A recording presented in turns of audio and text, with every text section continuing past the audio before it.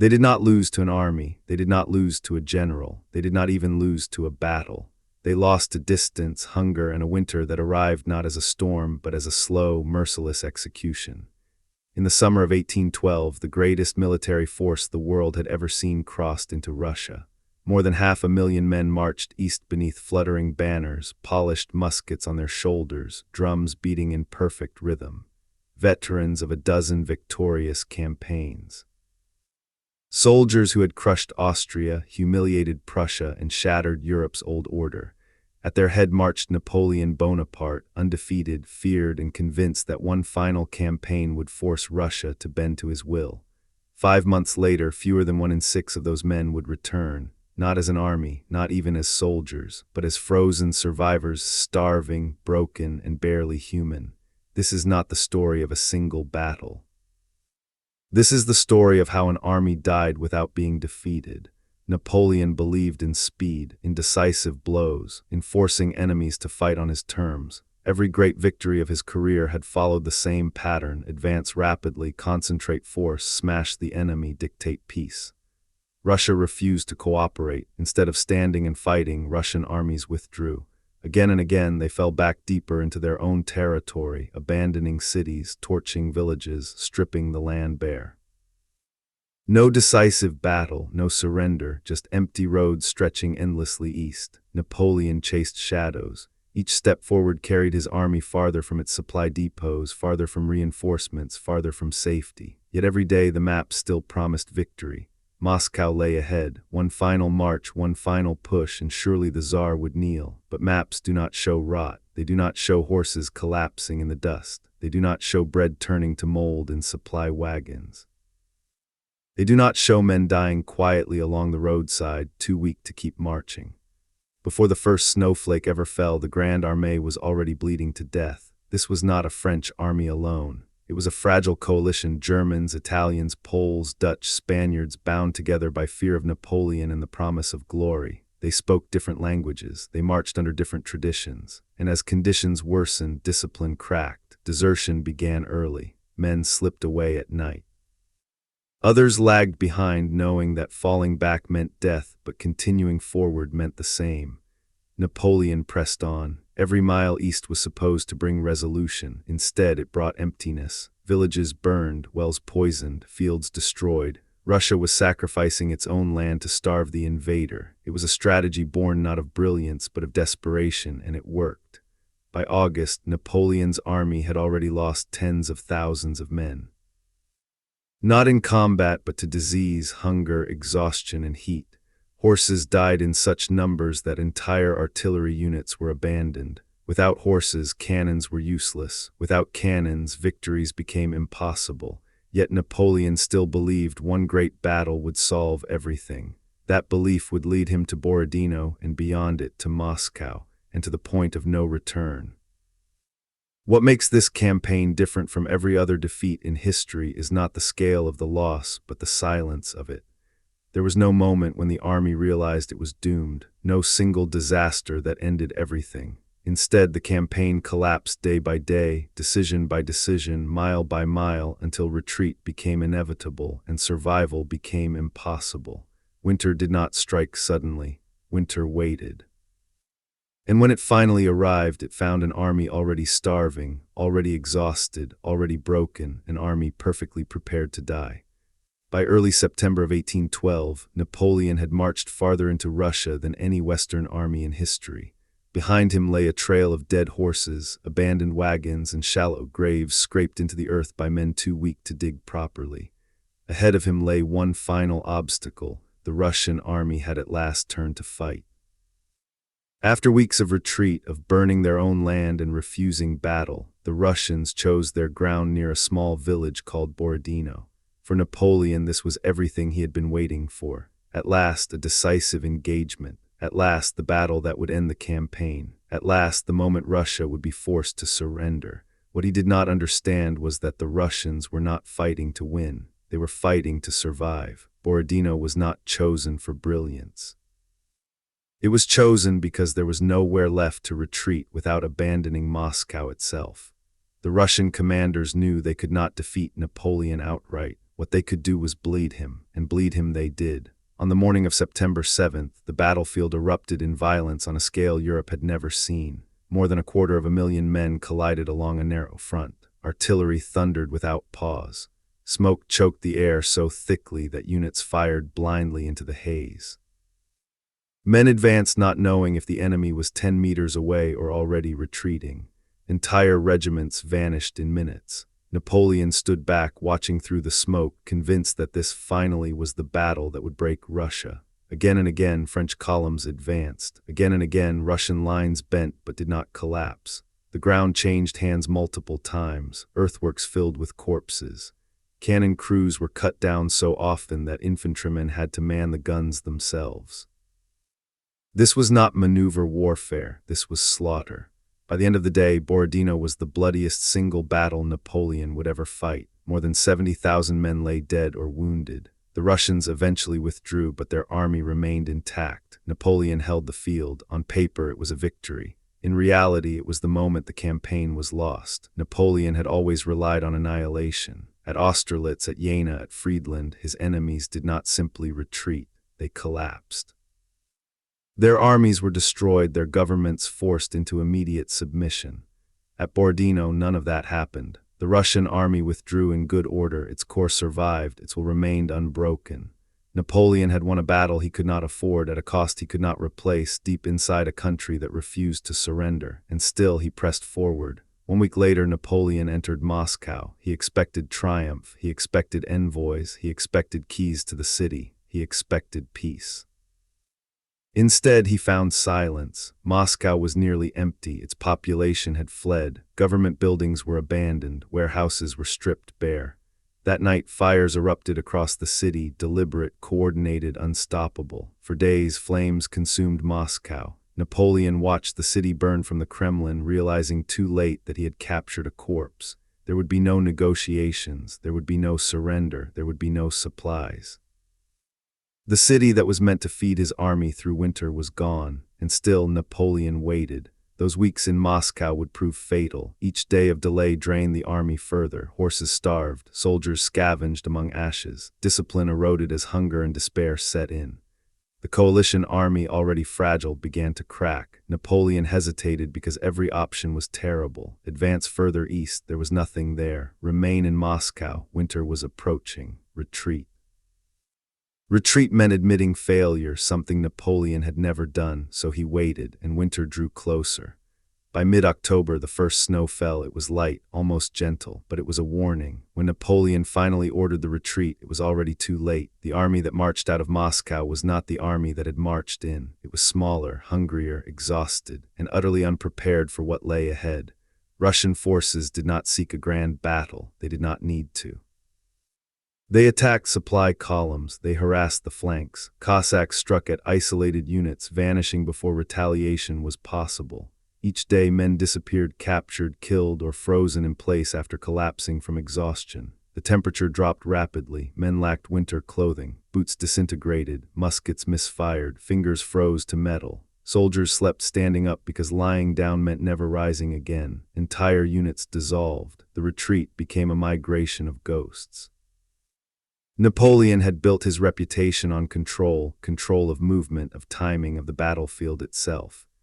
In Russia, he controlled nothing. Weather dictated the march, hunger dictated decisions, survival replaced strategy. The roads became clogged with wagons, wounded men, refugees, and stragglers. Discipline vanished, officers abandoned units. Soldiers fought each other over scraps of food, and always the Russians followed, not with one army, but with winter, distance, and time.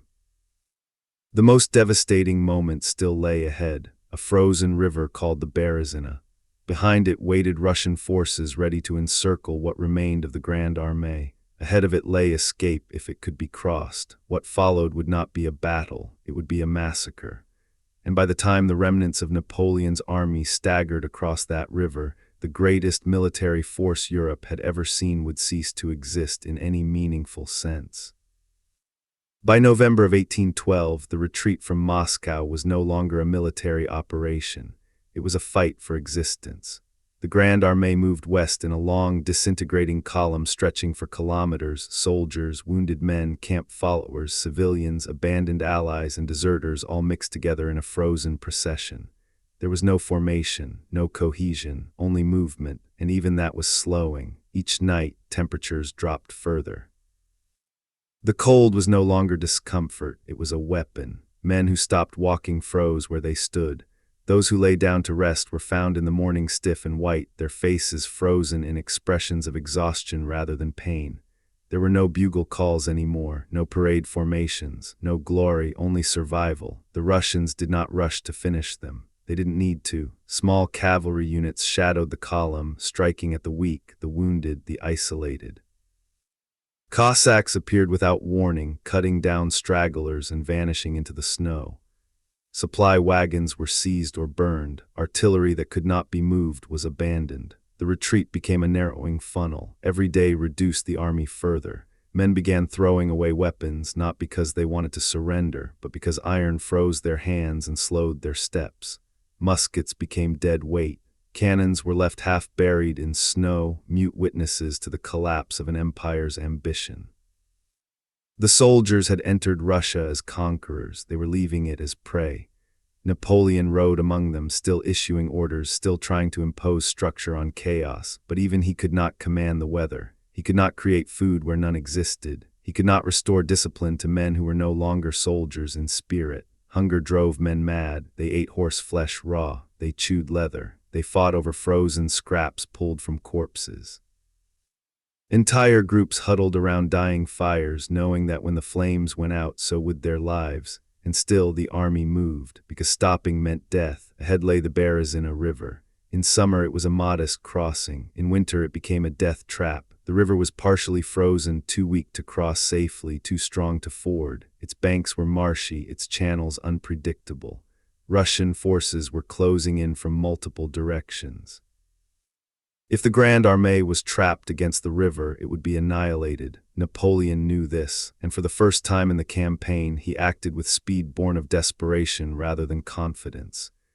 Engineers were ordered forward to construct bridges under enemy pressure. There were not enough tools, not enough materials, not enough men. The work was done waist-deep in icy water. Those engineers died by the hundreds. They built anyway. Behind them, the remnants of the army gathered, tens of thousands of men reduced to a fraction of their former strength. Wounded soldiers, civilians, officers, and camp followers pressed forward, knowing that whoever did not cross would not survive. Russian artillery opened fire. The crossing began. What followed at the Berezina was not a battle. It was a human catastrophe. Men surged onto the bridges faster than they could be reinforced. Wagons overturned. Horses panicked. People were pushed into the freezing water, where they disappeared almost instantly beneath the ice-choked current. Those who fell did not scream for long. Cannon fire shattered the bridges repeatedly. Engineers rushed to repair them as bodies piled up around their feet. The river filled with debris, wagons, corpses, broken weapons, shattered dreams. Discipline vanished completely. Officers abandoned men, men abandoned comrades. Survival became individual, brutal, and absolute. Those who crossed did not look back. Those who did were lost. Napoleon crossed early, not out of cowardice, but because if he was captured, the army was finished. His presence on the western bank was meant to organize what remained, to salvage something from total destruction. Behind him, the crossing continued for days, and then, finally, the bridges were burned. Thousands were still on the far side. They were abandoned. Russian forces closed in, and what remained of them vanished into captivity, death, or the river itself. By the time the last survivors staggered across, the Grand Armée had ceased to exist as a fighting force. The numbers tell only part of the story. Of the more than 600,000 who entered Russia, fewer than 100,000 crossed the Berezina. Fewer still remained capable of carrying a weapon. Entire corps had been erased. National contingents vanished completely. This was not defeat. It was erasure. Europe had never seen an army destroyed so completely without a single decisive defeat. And yet the retreat was not over. Winter was not finished. As the remnants continued west, death followed relentlessly. Frostbite claimed limbs. Disease swept through weakened bodies. Russian harassment never ceased. Napoleon finally did what no one believed possible. He left. In December, he handed command to his marshals and raced west toward Paris, knowing that the political consequences of this disaster might be as lethal as the military ones. He left behind an army that was no longer his, an army that was barely alive. When the survivors crossed out of Russia, they did not resemble soldiers. They were skeletal, broken, silent. Men who had once believed themselves invincible now struggled to explain how it had all vanished so completely. There was no enemy general to blame, no single battlefield to point to, no moment where defeat had been obvious. Only winter, only hunger, only distance, and the crushing realization that even the greatest army in the world can die slowly, quietly, and helplessly if it marches too far for too long into a land that refuses to surrender. The snow-covered roads of Russia swallowed an army, but the echo of its destruction rolled far beyond the frozen fields.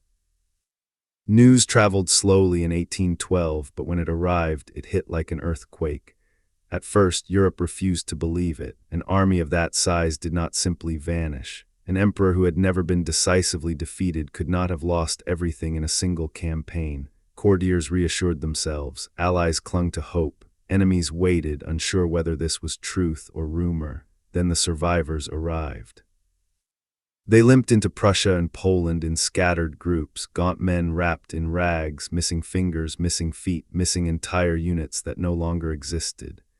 Their stories were fragmented, contradictory, and terrifying. No one spoke of glorious battles, no one spoke of heroic charges. They spoke of hunger, of cold, of men freezing where they stood, and slowly the impossible became undeniable. The greatest army in Europe had been destroyed. For over a decade, Napoleon's power had rested on a single, terrifying assumption: that resistance was futile. He moved faster than his enemies could react. He concentrated force where they expected none. He annihilated armies, not merely defeated them. Kings did not fight him because they believed they would win. They fought him because they hoped to survive long enough to negotiate. Russia shattered that illusion. For the first time, Napoleon had marched into a campaign and emerged weaker than when he began. For the first time, his enemies sensed something far more dangerous than defeat. They sensed vulnerability. Across Europe, suppressed nations stirred. In Prussia, officers who had endured years of humiliation began to whisper openly about revenge. Their army had been shattered once, now they understood how it could be rebuilt, not to imitate Napoleon but to endure him. In Austria, diplomats recalculated. The French emperor was still powerful, but power was no longer absolute. Alliances could shift, neutrality could be abandoned at the right moment. In Spain, guerrilla resistance intensified. French garrisons that had once relied on reinforcements now found themselves isolated, short of men, and increasingly exposed. The myth was breaking, and myths once cracked never fully heal. Napoleon understood this better than anyone. That was why he had left the army and raced back to Paris. Not because the military situation demanded his presence, but because the political situation threatened to collapse without him. If Europe believed he was finished, the war was lost, so he moved quickly. In Paris, the emperor did what he had always done best. He rebuilt. Within months, new conscripts were called up. Boys barely old enough to shave were handed muskets. Veterans were pulled from hospitals. Horses were seized. Artillery was rushed from factories that barely had time to test the guns they produced. On paper, the numbers looked impressive. In reality, something vital was missing: experience. The veterans of Austerlitz, Jena, and Wagram lay buried in Russian snow. What replaced them were young men who had never marched under fire, never held a line against cavalry, never endured the chaos of battle. Napoleon could replace numbers. He could not replace time. Still, when he returned to the battlefield in 1813, he demonstrated that he was far from finished. At Lutzen and Bautzen, he defeated his enemies once again. His tactical genius had not vanished. His ability to read the battlefield remained unmatched, but something had changed. His victories no longer destroyed enemy armies. They no longer forced surrender. They merely postponed confrontation. Where once a single campaign had decided everything, now every battle bled him further.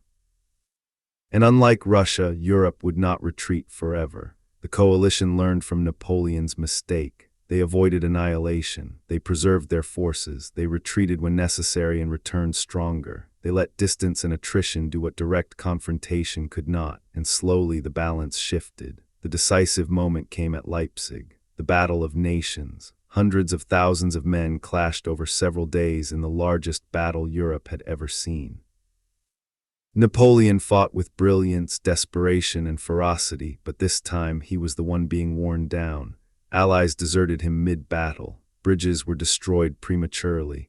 Retreat turned to chaos. It was Russia all over again, but this time there was no winter to blame. Leipzig ended his dominance in Germany. The road to France lay open. In 1814, coalition armies crossed into French territory itself.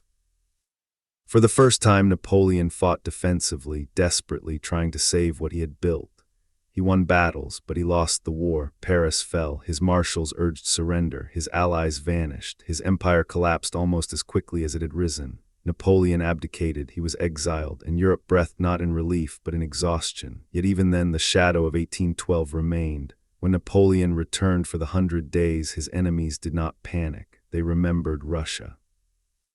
They remembered that he could be resisted, that he could be endured. That time itself could defeat him.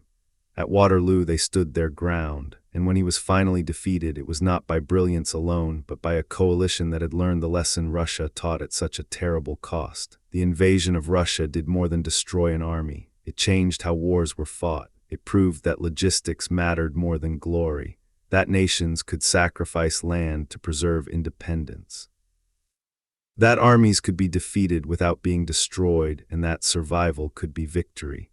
Most of all, it proved that even the greatest conqueror in history was still human, still vulnerable, still bound by the same limits as every other general who marched too far, too fast, and too confidently into the unknown. The snow of Russia did not just bury soldiers. It buried the idea that one man could dominate an entire continent forever. And from beneath that snow, a new Europe slowly emerged, scarred, cautious, and forever aware that sometimes the deadliest enemy is not the one who fights you, but the one who refuses to. History often feels inevitable when viewed in hindsight. Events line up neatly, decisions seem obvious, outcomes appear unavoidable. But the destruction of Napoleon's greatest army was not destiny written in snow. It was not a curse of geography alone. And it was not simply Russian winter, as later generations would reduce it. It was a disaster built step by step, and at several moments it could have been avoided. That is what makes 1812 so haunting, because at nearly every stage there was a moment to turn back. When Napoleon Bonaparte crossed the Russian border in June, he was not desperate. He was powerful. Europe lay beneath his influence. His enemies were divided. His empire stretched farther than any since Rome. The invasion was not forced upon him, it was chosen. Russia had violated the continental system, yes, but Russia was not threatening Paris. It was not invading French territory. Napoleon marched east not because he had to, but because he believed he could, and that belief had never failed him before. The first moment came early. As Russian armies retreated and scorched the land, Napoleon still had options. He could slow his advance, consolidate his supply lines, secure depots, force battle closer to the frontier. Instead, he accelerated. Every mile gained felt like progress. Every retreat by the Russians reinforced his confidence. He believed withdrawal meant weakness. In Russia, withdrawal meant patience. The second moment came before Borodino. Napoleon's army was already suffering. Losses mounted daily. Horses died faster than they could be replaced. Disease spread through overcrowded columns. This was the moment to pause, to recognize that even a victory might not solve the problem of distance. But Napoleon needed the battle. His entire system depended on decisive confrontation. Without it, there was no peace, no submission, no conclusion. So he accepted a battle that gave him everything except what he truly needed. Borodino should have been the warning. He won, but he did not destroy. He bled the Russians, but he bled himself just as deeply. His army could not absorb losses the way it once had. And yet, after Borodino, Napoleon still believed the campaign could be salvaged. All he needed was Moscow. That belief would doom him. Capturing Moscow was symbolically powerful, but strategically empty.